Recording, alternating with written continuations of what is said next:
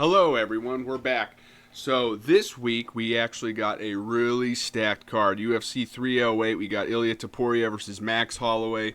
By the way, I know I said I was going to do a post-card breakdown for the last card, but I'm not because I actually missed probably like 3 or 4 fights on the main card. And if I'm going to do a post-fight breakdown, I'm not going to do like some weird half-ass one where I was kind of watching it, kind of not, because I was busy. I had some shit to do with my girlfriend. So, yeah, I missed some of those fights. Was kind of watching them a bit in the background, doing other shit. So I'm not going to really give a post-fight breakdown. That's half-assed. If I catch every fight in full for UFC 308, I will make a fucking post-fight breakdown video. I promise you. I promise you. But anyways, to kick the card off, we got Renat Renat, he's not fucking Brazilian. Renat Fakhretdinov versus Carlos Leal. So Carlos Leal, I believe, is taking this on short notice. I could be wrong, but I think, let me double check.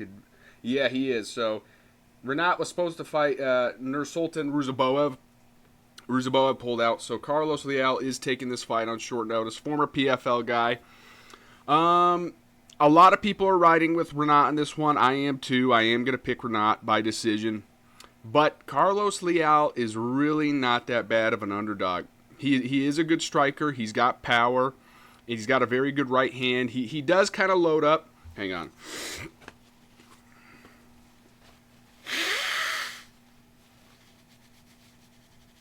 He does kind of load up on his strikes, Carlos Leal. He really sits down on that right hand. He really steps into it. He does have some power, and he is a good striker. He is a good striker, and he does have pretty good wins outside of the UFC. But that being said, I don't know if we're going to see too much of the striking in this one. I think Renat is probably going to, play the safe route and try to wrestle, try to control him on the ground and do what he does. But, man, I'm not too big on Renat. He gasses out hard, and he's fighting, I don't want to say lower level UFC guys. They're not lower level, but they're more like Nicholas Dalby and what the fuck is his name? The Brazilian guy he fucking went to a draw with. Elizeu Zaleski dos Santos. I don't know why I was forgetting that. He went to a draw with him. But anyway, in those 2 fights, man, he gassed out hard. And he's got skills, Renat does. He's a pretty good striker. He's got good, decent submissions. He can wrestle. He could do everything. He just gasses the fuck out hard in these fights, and sometimes it's hard to trust him, even as a favorite. Even though I do think he is a better overall fighter, it is hard to trust him in some of these fights. But I am going to go with him because Carlos Leal, I don't think has really fought a wrestler as good as Renat Fakhretdinov, and I think that's going to show in this fight.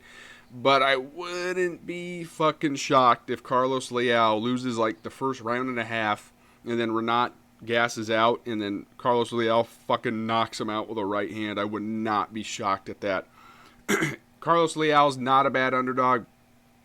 Certainly at these odds, he's not a bad underdog, but I am going to go with Renat Fakhretdinov by decision. I think he's going to wrestle fuck him.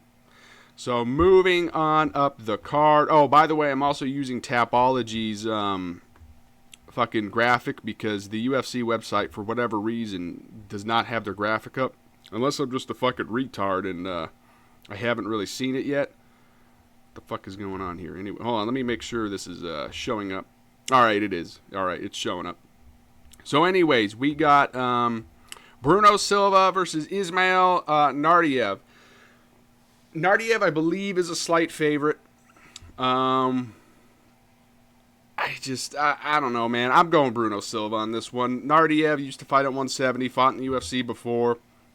Didn't do too good. He lost 2 fights by first round finish in 2022. He took some time off, came back, won a fight, and now he's fighting, I believe, on short notice in this fight.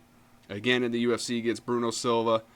I know Bruno Silva gets a lot of shit, but if you look at both these guys' records, look at their losses.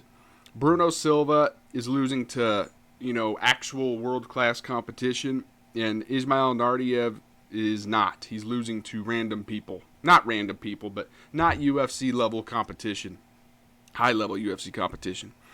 Bruno Silva, I get not trusting him. You know, sometimes he shows up a bit out of shape. Sometimes it just doesn't seem like he's all there, locked in. But he does have some talent. He does have KO power. And when he is, you know, locked in, he actually is pretty dangerous. He's a pretty dangerous guy. And I'm going to go Bruno Silva by KO in this one. I think he's going to get the finish. I think he's going to be bigger, stronger. He's going to be throwing power punches. And I think he's going to get this one done I think he's a slight underdog. I think he is a slight underdog. So I'm going to go Bruno Silva by TKO. I just think the power, the size is going to be a little bit too much. And I'm going to trust him in this one to get it done. I just don't know if Ismail Nardiev is quite UFC level. But who knows, man. This one really is. To me, this one's a bit of a pick'em. But I'm going to go on the side of Bruno Silva. And I'm going to go Bruno Silva by TKO. Probably like late first round, maybe second round. But yeah, Bruno Silva by TKO. So moving on up, we got Farid Basharat versus Victor Hugo. I'm going Farid. You know, I think this one's probably the easiest fight to pick on this card. Probably. Victor Hugo, you know, he is a finisher. He's got some skills. You know, he's wild, but Farid, I just think, is way too technical. He's too defensively sound. He's not going to engage in a brawl. He's not going to, you know, do something stupid and get caught. I just don't see that happening. I don't think he's going to get subbed. You know, I just think he's probably going to control this fight everywhere it goes, on the feet, you know, the clinch, the wrestling, the grappling. I think that we're going to see it all around Farid Basharat performance, and I think he's going to get this one done. He is minus 500. That's pretty fucking crazy, but I still think he's going to win. I think Farid's going to win. Decision. You do what he does. Pick him apart on the feet, keep his range, stick and move, use those kicks, switch stances, you know, use the wrestling when he needs to, use the grappling when he needs to. I need some water. Get some water as you need to. But anyways, I'm going Farid by decision here. This one's probably one of the easier fights, if not the easiest fight to pick on the card. So moving on up, we have Kennedy Njoku making his heavyweight debut against Chris Barnett. Yeah, Njoku is a heavy favorite, but I do not trust him at all, especially after that OSP fight. And it's not just the OSP fight. Like, that one, he really did shit the bed and honestly didn't even fight. He kind of just showed up and had a fucking glorified sparring match and lost as a huge favorite. Skill for skill, Kennedy Njoku is a better fighter than Chris Barnett. He's a better grappler. He's a better wrestler. He's probably the overall better, more technical striker. Chris Barnett, though, however, to be fair, you know, I know when you look at him, you know, you wouldn't think this, but he is kind of a freak athlete. Like, if you look at the way he's built, I think he's like 5'8", definitely over 260. He's cutting to make fucking 266, the heavyweight limit, so he's probably like 275, 280 when he's in the cage. And this motherfucker can legit do some pretty crazy kicks and explosive, you know, strikes and things like that. Like, he is a pretty crazy athlete for how he's built. Like, Njoku could not even dream of doing the shit that Chris Barnett could do athletically, in terms of, like, the backflips and the fucking, you know, the spinning kicks and all that crazy shit. But that being said, Chris Barnett is not an active fighter. He is older. And again, I just, skill for skill, when you break this down, I do think Njoku is the better fighter, especially when it comes to the grappling. I feel like he could probably just lay on Chris Barnett if he wanted to for 3 rounds, at that absolute worst case scenario. But I'm not going to trust Njoku.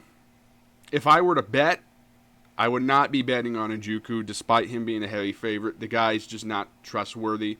And he's also a bit chinny. And Chris Barnett could find a knockout at some point in this fight. Look, I'm going to go with Njoku just because Chris Barnett, I'll be rooting for Chris Barnett just because, you know, he's a cool guy and he's gone through a lot of, you know, bad shit in his personal life recently. And it would be cool to see him get a win, but man, I don't know. I have a hard time, you know, seeing Chris Barnett getting through that height, getting through that reach. And I feel like Njoku's going to be patient. He's going to use his jab from the outside. And then whenever Chris Barnett gets close, I think we're going to see a clinch. We're going to see Njoku clinch him up, try to get him up against the fence, use the knee, use the tie plum. maybe eventually get a takedown and get some top control time. So I'm going to go with Kennedy Nzechukwu by maybe decision, possibly a finish, like a TKO finish on the ground where Chris Barnett just gets stuck. But I am going to go with Nzechukwu, but I'm not at all. Like, out of all the favorites on this card, I am least confident in Kennedy Nzechukwu to win because he just has a history of, fumbling it, to be honest. So I am going to go with Nzechukwu, but do not be surprised if Chris Barnett fucking clips him with a left hook and just flattens him at some point. Moving on up, we have Abus Magomedov versus Bruno Ferreira. Is Abus the favorite? Wow, Abus is the favorite. Interesting. I'm going Bruno Ferreira. I think he's going to knock fucking Abus out. Abus, he's got skill. He could wrestle. He can grapple. He could strike. He's got, athletic kicks and, front kicks and high kicks. And he does all these great things, but the dude just gasses out. And the problem is when he gasses out, he kind of just quits. He folds. And look, man, I know he's had some tough fights in the UFC. Like if we look at his record here, Abus Magomedov's record. He's fought in his 4 UFC fights. He fought Dustin Stoltzfus. Dustin Stoltzfus actually looked pretty decent in his last couple of fights. I'll give him that, but not, he's a lower level UFC guy. So he destroyed him. And then he fought Sean Strickland. Got TKO. That's not a bad loss. I mean, look, Strickland, he's one of the top 3 middleweights in the world. And then Cal Baralho, he lost a decision to. Again, not a bad loss. Baralho's also one of the top middleweights in the world. And then he beat Warley Alves. Sorry, he beat Warley Alves by decision. But I don't know, man. I think Bruno Ferreira is pretty good, and his power and his pace he sets and how he moves forward and just throws, I think that's going to give Abus some issues in this fight. I wouldn't be surprised if Abus steals a round, maybe gets the first round, lands some kicks on the outside, maybe gets a takedown, wins the round. But at some point, I feel like he is going to slow down in this fight, and I do think Bruno's going to end up catching him with something and knocking him out. So I'm going to go with Bruno Ferreira by KO, maybe late second, maybe early third round. I like Bruno as the underdog, and I'm a bit surprised he is the underdog. I'm going to go with Bruno Ferreira on this one. I don't know, man. This one's going to be interesting. If Abus could beat Bruno, I feel like he could possibly work his way up in the middleweight rankings. Maybe, you know what I mean, after having those first 2 fights early in his UFC career against 2 top-level guys in Strickland and Baralho, but I don't think so, man. I'm going to go Bruno Ferreira by TKO or knockout at some point, probably late in the fight. Moving on up, we got Mike Dipik Orlabai versus Mateusz Rebecki. This is a close one. This one's a hard one to pick. I know Orlabai is the favorite, but this one is a hard one to pick. Rebecki is actually pretty underrated. I know he had a not so great performance in his last fight where he was a favorite against fucking goddamn it, what's his name? God damn it, Carlos Diego Ferreira. That's who he fought. Hold on, my fucking nose. So anyway, he's plus 210. That's pretty crazy, man. I would have these odds a lot closer than plus 210 versus minus 275. Orlabai, similar issue with Renat, as we were talking about earlier. He kind of gasses out. He is tough. He will push through the fatigue. He will keep fighting. He will keep trying to wrestle and grapple, even if he is gassed out, which is a good thing. But Rebecki, I feel like, is a live dog in this one, man. He's got legit KO power. He could wrestle. He could grapple. As long as he stays within himself and stays patient, I honestly think Rebecki can win this fight, and I'm going to pick Rebecki. I'm going to go Mateusz Rebecki in this one. I think he's going to win a decision here. I think he's going to have to get through a tough first round, the pace that Orlabai likes to set early with his wrestling. But I feel like Orlabai is going to probably wear himself out a bit, and it's going to backfire, and I think Rebecki's going to start landing the more damaging shots. So I'm going to go with Mateusz Rebecki here as the underdog against Orlabai. I just feel like people are kind of counting Rebecki out after that last fight. And Orlabai, I mean, let's look at Orlabai's record here real quick. He's 13-1-1. He's coming off a win over Elves Brenner by decision. Ugly ass fight. He was getting hurt at some point. He gassed out. He He almost fumbled that fight, Orlabai. And then he submitted Uros Medic. That's a pretty good win. And then before that, he was in LFA fighting, regional guys. And then earlier in his career, 2020, he did lose to a guy named... fucking, that's not his name. He did lose to a guy named Khalid Satoual, who is currently 13-0. And then he had a draw. He had a majority draw in a 5-rounder early in his career, 2019. I don't know, man. I don't see the hype with Orlabai all that much. He's a wrestler, grappler, but he's not like your typical Dagestani Makhachev or Khabib or Usman Nurmagomedov, or he's not like that, man. He doesn't have that kind of control and that kind of that threat once the fight hits the ground. I just feel like Rebecki has more finishing ability, and I don't know, man. I feel like his record's a little more legit in terms of his competition pre-UFC. So I'm going Mateusz Rebecki here with the underdog. I think he's going to get... I was going to say maybe a TKO late, but probably a decision. I think Orlabai's tough enough to make it to a decision, but I think Orlabai will win the first round, and then Rebecki's going to win the second and third closely based off of damage. And I'm going to go with Rebecki by decision with the underdog here. Moving on up, we got Jeff Neal versus RDA, Rafael Dos Anjos. RDA is old, but he's also one of those guys that, despite him being past his prime and being older, he's still pretty dangerous. You know what I mean? Like the Mateusz Gamrot fight kind of showed that. He almost knocked Gamrot out, and he gave Gamrot a pretty close fight. But before that, he did lose to Vicente Luque, which is not a good look. Not a good look at all. That was Vicente Luque's first fight after, coming back from the brain bleed against Jeff Neal. And then Luque actually kind of out-grappled RDA in that fight, which is a bit of a surprise.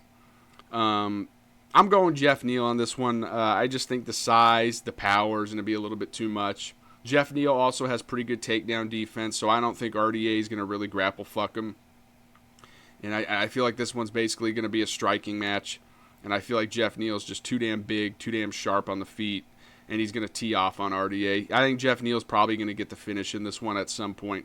Again, I don't like RDA at 170. I personally, especially with this possibly being his last fight, I would like to see him, fight at 155 against somebody that's more appropriate of a matchup. Because Jeff Neal's an actual fucking contender at welterweight. So I don't understand this matchup, to be honest with you. There's so many more better matchups for both guys. It just seems like one of those weird put-together fights. So I am going with Jeff Neal by TKO in this one, unfortunately. I mean, I like both of these guys, but I would like to see RDA, as a legend, as somebody that's a bit older, to get more of an appropriate matchup at 155 that's more winnable for him. This one, I just like I said, I think Jeff Neal's way too big, man. I think he's going to get the stoppage at some point using his boxing. Stuff all the takedowns, avoid the low kicks. And I think he's just going to kind of piece up RDA with the hands and get the stoppage at some point. So I'm going Jeff Neal. We got Ibo Eslan versus Rafael Cerqueira. Hold on. Is this the guy I'm thinking of? Okay, it is. Iblo Aslan. Yeah. I'm going Iblo. Or not Iblo. Ibo. Or is it? God damn it. What is it? How do you pronounce his fucking name? Ibo Aslan. Ibo. Right? Ibo Aslan. Yeah, I'm going Ibo Aslan by KO. He's a knockout artist. He's 13-1. I think the UFC kind of knows what they're doing with this matchup. Although, this motherfucker is 11-0. He's fighting Rafael Cerqueira. Looking at his record, not that great. His competition is... I mean, he did fight a guy that was 17-9. That's probably the best guy that Cerqueira has fought in his career prior to the UFC, was 17-9. Everyone else, to be honest, was kind of shit. So I'm going to Ibo Aslan. I don't know why I keep wanting to say Iblo. Ibo Aslan is going to fucking knock out Rafael Cerqueira. All right? In the first fucking round, he's going to knock him out. That's what I'm trying to say. Moving on up. That 11-0 record, I wouldn't worry too much about it. That's a shitty 11-0 record. I'm going to be real with you. The main card, we got Shara Magomedov versus Arman Petrosyan. I think I'm going Arman. I think I'm going Arman Petrosyan on this one. I have been going against Shara quite a bit. And I've been wrong every fucking time. I thought fucking Michelle Olajaychek was going to fucking possibly beat Shara. I think I picked Olajaychek. But I've been wrong. Shara is a pretty good striker. The thing about Shara, I think that made me think that is that when he fights, he's not the most impressive guy in terms of what he's doing. He's just doing the very basics, but at a pretty high level, and he's very technical. He's not really a finisher. He can finish you, but it's not like a he kicks you one time. It's like, holy shit, he's got this insane power, or this, punching power. It's not anything like that. It's more of a volume. It's more of he wears you down and just kind of picks you apart. And his kicks are fast as fuck. Like, I will give Shara that. His ability to just kick just over and over and over quickly, and almost like his legs are like a jab or something, is very impressive. It is very impressive, and it does give a lot of guys problems. But Arman Petrosyan also can kind of do that. I don't think he's as quick as Shara is with his kicks, but Arman does have a similar style of, a lot of volume with the kicks, and he could switch stances off him. He could throw spinning kicks. He can do all sorts of stuff. The only difference is I think Arman can also grapple a little bit. He can grapple a little bit, and, I don't know if Shara can grapple at the level that Arman can, Arman Petrosyan. Both of these guys are strikers, don't get me wrong, but Arman at least has shown some wrestling and some grappling in his career, whereas Shara really hasn't. I mean, Bruno Silva, he beat Bruno Silva, which in hindsight is probably his best victory in the UFC, Shara's, but he was taken down quite a bit in that fight. And the only difference is I think Petrosyan on the feet could actually give Shara a little bit of trouble with the range and the length and his volume and his striking, as well as mixing the takedowns possibly. So I like Arman Petrosyan in this fight. And I'm going to fucking pick Arman Petrosyan. Because if I pick Shara now after not picking him in his last 3 fucking fights, he is going to fucking lose. 100%. If I pick Shara now, he's going to fucking lose, knowing my luck. So I'm picking Arman Petrosyan. I'm going to stick with it. I'm going Arman Petrosyan by decision here. He's going to outland him. He's going to use his range, and he's going to get some takedowns in between to make the difference. Now that I fucking said that, watch Shara Magomedov fucking 30-27 him over 3 rounds by jabbing his fucking face off and leg kicking him. Anyways, we're moving on up. We got Lerone Murphy versus Dan Ige. I would love to pick Dan Ige. I really would love to pick Dan Ige in this fight. And I hope Dan Ige wins. God damn it, I need some water. I need some water. But anyways, I'm going Lerone Murphy. This fight's going to be boring. Lerone Murphy is going to make it boring. He's going to circle around for 3 rounds, and he's going to just jab and low kick and teep kick Dan Ige to a decision. That's what's going to happen. I hate to say it, but Dan Ige is a very good boxer. He's got pretty good grappling as well, but he's not the greatest wrestler. He's more of like a good grappler once he gets on top, and also defensively he's a good grappler, but he's not the greatest wrestler. And he's also not the greatest overall kickboxer. He has good boxing, Dan Ige. He's got very good boxing, very tight, punches, very sharp. He's good at countering and landing short, tight hooks. But Lerone Murphy, that's not going to work against him. He's just going to circle around. And with a guy that's constantly moving, that's also rangier and longer than you, that throws a lot of kicks, that's also well-rounded. Lerone Murphy also has good takedown defense and good grappling defense. I'm going with Lerone Murphy. I would love for Dan Ige to win this fight, but I just don't see it happening. I think it's going to be a boring-ass fight. I think Lerone Murphy's going to stink up the joint and turn in a 30-27 performance where he just circles around the fucking cage and just jabs and teeps and low kicks Ige for 3 rounds. And look, man, it works. It works. Like, I'm not trying to shit on Lerone Murphy too much. Like, obviously, I don't expect him to just stand in the fucking pocket with Dan Ige and just throw. That's really stupid. That would be really stupid of him to do that. So I am going to go with Lerone Murphy by decision. Again, probably a boring fight. This one's going to be a fucking snoozer. Lerone Murphy's going to stick up the joint. He's going to circle jab and teep kick and low kick for 3 rounds. But he is going to get the win. So I got Lerone Murphy by decision. Moving on up, we have Magomed Ankalaev versus Alexander Rakic for probably the number 1 contender matchup. I don't know. Dana said apparently if Magomed has a good fight and he wins, that he'll get the next title shot. Personally, I think that's incredibly fucking stupid to say that.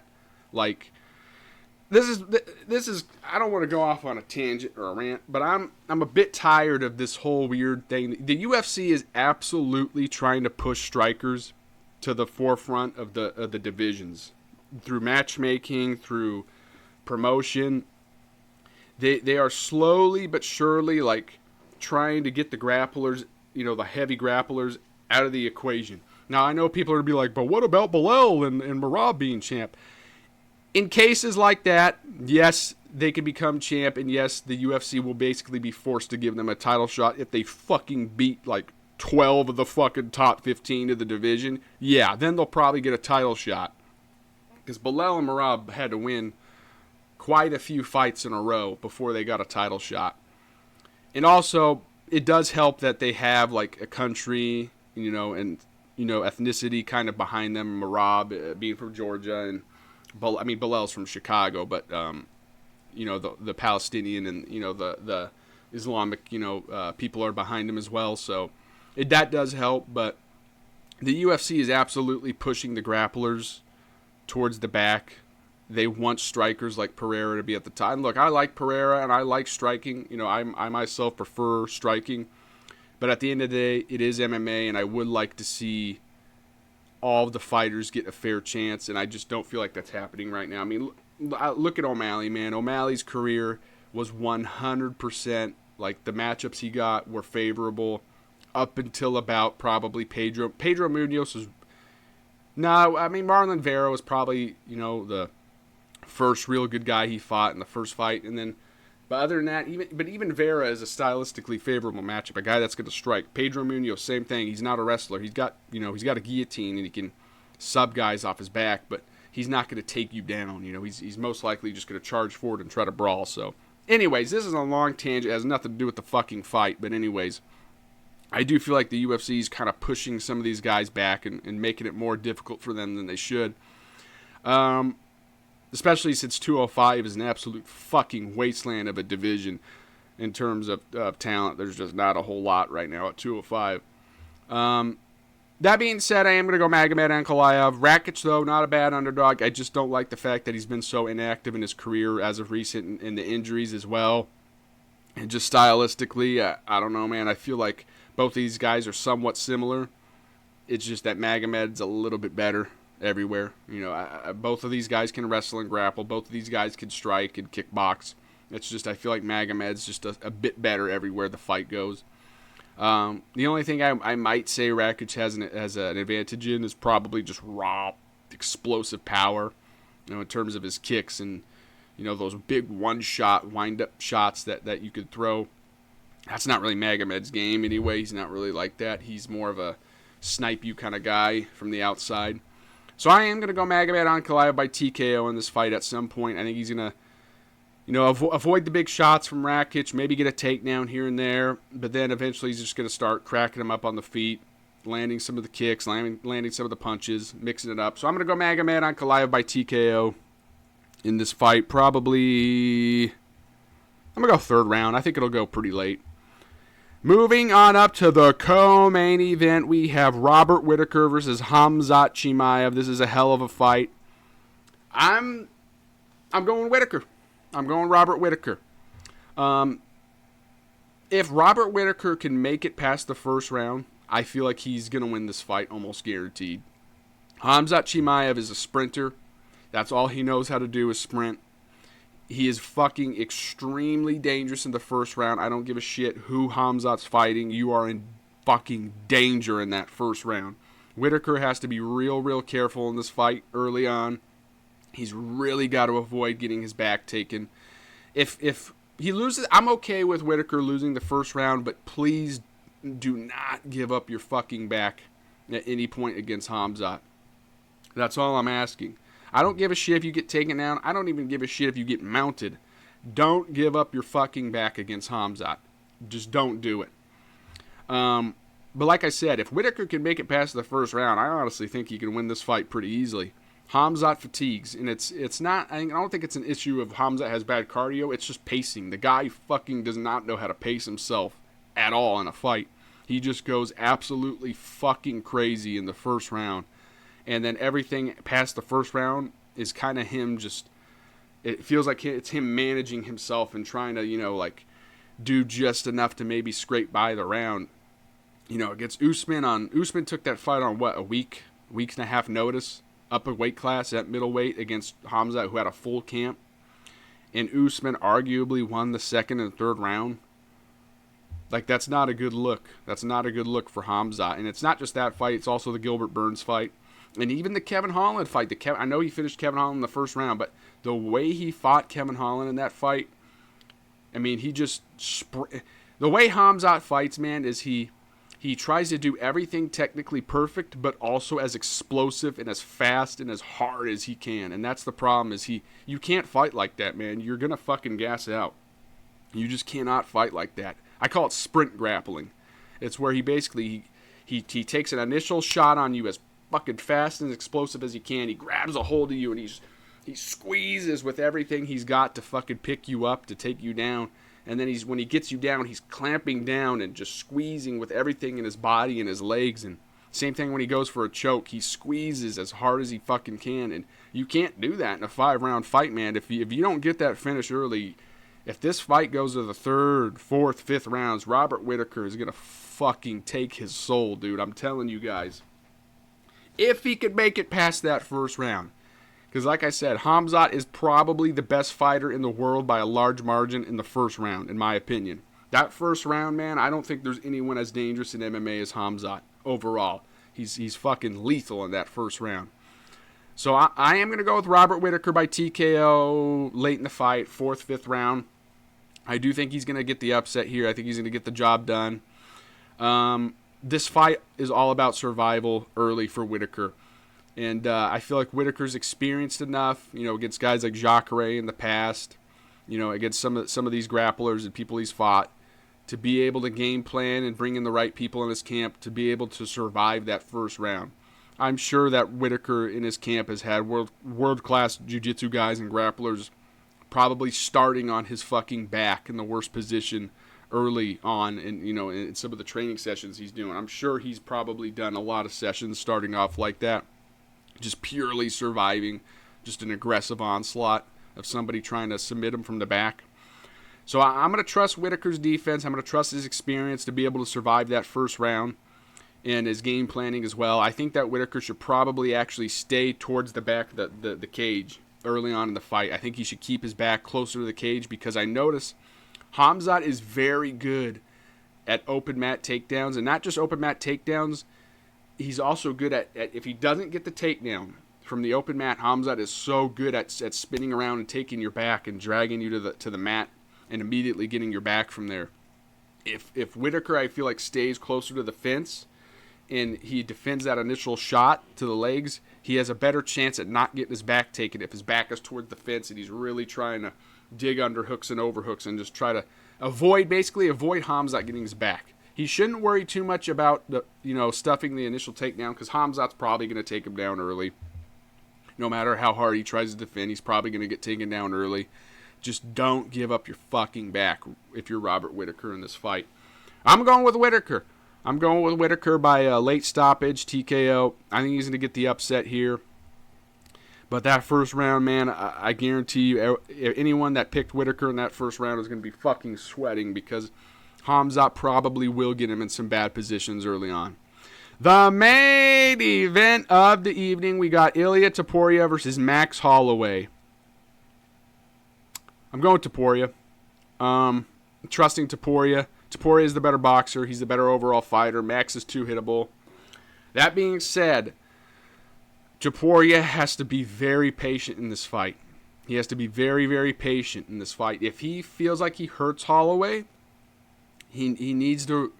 He can't go crazy. He can't go crazy looking for a finish. He has to be very, very patient, because if he hurts Holloway and he feels like, oh my God, I can get him out of here, and he just goes for broke and he doesn't get the finish, Topuria does slow down a little bit. He doesn't have a bad gas tank. I'm not saying that, but he does slow down a little bit. We saw that in the Josh Emmett fight. In that Josh Emmett fight in the 5th round, Emmett was actually the one that was pushing the pace a little bit more than Topuria was, despite the fucking ass whooping he sustained the last 4 rounds. Topuria is extremely talented. He's extremely skilled. He is tough. He is as confident as he portrays himself to be. I really believe that, and that is a good trait to have going into a fight like this. But he has to be patient, and he has to pick his shots, and he has to really time things and be defensively sound and not get worn out. And also, he shouldn't look for counters too much against Holloway, because I think one of the issues that you can run into with Holloway is he throws so much goddamn volume and he also has an iron chin. So even if you do counter him, what ends up happening is guys counter him with hard shots, he eats them, and then the person who's landing the hard shots starts to slow down, and they start to fatigue, and they stop moving their head, and they stop countering, and Holloway just doesn't slow down. He just keeps fucking throwing volume.